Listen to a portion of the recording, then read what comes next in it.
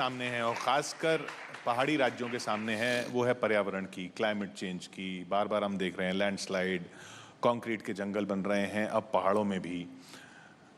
तो विकास और इसको बैलेंस करना पर्यावरण को, ये इस चुनौती से उत्तराखंड कैसे निपटेगा? देखिए, ये चुनौती केवल उत्तराखंड के अंदर नहीं है। आज ये पूरे देश के अंदर ये चुनौती हो गई है और इसके पीछे जनसंख्या विस्फोट बहुत तेज़ी से जो हो रहा है वो बहुत बड़ा कारण है। इस पर हमको इस तरफ भी ध्यान देना होगा और तभी हमारा ये पर्यावरण संरक्षण ठीक प्रकार से हो पाएगा। और उत्तराखंड के अंदर हमने जितने भी विकास के कामों को शुरू किया है या विकास के काम आगे प्रस्तावित किए हैं, वो सारे के सारे जहाँ पर एक तरफ हम इकोनॉमी की बात करते हैं, इकोनॉमी बढ़नी चाहिए, ये बिल्कुल मेरा भी दृढ़ मत है कि इकोनॉमी बढ़नी चाहिए, लेकिन उसके साथ साथ इकोलॉजी में भी सामंजस्य होना चाहिए। इकोलॉजी और इकोनॉमी दोनों में संतुलन होना चाहिए, तभी ठीक प्रकार से जो हमारा पर्यावरण संरक्षण है वो ठीक प्रकार से हो पाएगा।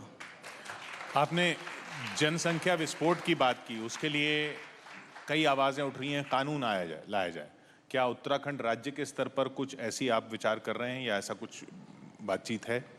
नहीं, देखिए, हमने ये तय किया है कि उत्तराखंड राज्य के विकास के लिए उत्तराखंड के हित में जो भी जरूरी कानून होंगे, जो भी जरूरी हम बदलाव कर सकते होंगे, हम उन सब पर काम करेंगे कि जिससे कि देवभूमि का संरक्षण हो, देवभूमि का संवर्धन हो। अब ये राज्य जो ये कहते हैं ना डबल इंजन की सरकार, डबल इंजन की सरकार, उत्तराखंड को इस डबल इंजन से क्या मिलता है? नहीं, उत्तराखंड को देखिए, केंद्र में आज मोदी जी के नेतृत्व में ऐसी सरकार है जो ये जानती है कि उत्तराखंड की प्राथमिकताएं क्या है, उत्तराखंड की ज़रूरतें क्या है, और जो हमारी आवश्यकताएं, हमारी ज़रूरत है, उन पर केंद्र की सरकार काम करती है और इसीलिए तेज़ी से काम होता है। पिछले 5 सालों में, 6 सालों में अगर हम देखें तो उत्तराखंड के अंदर 1.5 लाख करोड़ से भी ज़्यादा की योजनाएं स्वीकृत हुई हैं। ये तभी संभव हुआ है जब डबल इंजन की सरकार है। ये तभी संभव हुआ है जो ऋषिकेश कर्णप्रयाग रेल लाइन है 125 किलोमीटर की, उस पर तेज़ी से काम हो रहा है। 2024-2025 तक उस योजना को पूरा होना है। ये तभी संभव हुआ है जब डबल इंजन है।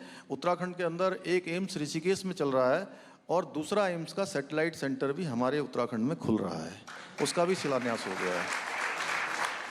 ऐसे अनेकों कार्य, चार धाम यात्रा के ये आसान रास्ते बन पाए हैं। दिल्ली से देहरादून हो, दिल्ली से देहरादून से हरिद्वार हो, हरिद्वार से उधम सिंह नगर हो, उधम सिंह नगर से पिथौरागढ़ हो, रामपुर से हमारे काठगोदाम को जाने वाली सड़क हो, मुरादाबाद का बाईपास हो, रामपुर का बाईपास हो, रुद्रपुर का बाईपास हो। ये तभी संभव हुआ है जब डबल इंजन है। तो डबल इंजन के कारण से बहुत तेज़ी से, तेज गति से उत्तराखंड आगे बढ़ रहा है। आज से कुछ वक्त पहले जब आप मुख्यमंत्री नहीं थे, तब जो उत्तराखंड आपने देखा और अब एक मुख्यमंत्री की नज़र से जब आप उत्तराखंड देखते हैं तो क्या फ़र्क पाते हैं? नहीं, देखिए, तब भी मैं चूँकि प्रदेश के अंदर सभी जगह जाता रहा हूँ, पहले से देखता रहा हूँ, और मैं ये कहूँगा कि 2014 के बाद जहाँ पूरे देश के अंदर एक नया कल्चर आया है, नई कार्य संस्कृति आई है, और उसका असर है कि उत्तराखंड के अंदर भी वो चीज़ दिखाई दे रही है। मेरे मुख्यमंत्री बनने से पहले भी उत्तराखंड का विशेष रूप से केंद्र के द्वारा यहाँ से सारी चीज़ों पर ध्यान दिया जा रहा था, संरक्षण किया जा रहा था। और अब चूँकि मैं भी समय समय पर माननीय प्रधानमंत्री जी से, हमारे गृह मंत्री जी से, हमारे अन्य केंद्रीय नेताओं से, सबसे समय समय पर उनका मार्गदर्शन मिलता रहता है और तेज़ी से आगे बढ़ रहा है। हमारी जितनी भी योजनाएं, परियोजनाएं, चाहे वो जल विद्युत के क्षेत्र में हो, सड़क परिवहन के क्षेत्र में हो, या उद्यान फल बागवानी के क्षेत्र में हो, सभी पर तेज़ी से जो है सब पर हमें उनका आशीर्वाद मिल रहा है और काम हो रहा है। राजनीति की जो बात करते हैं कि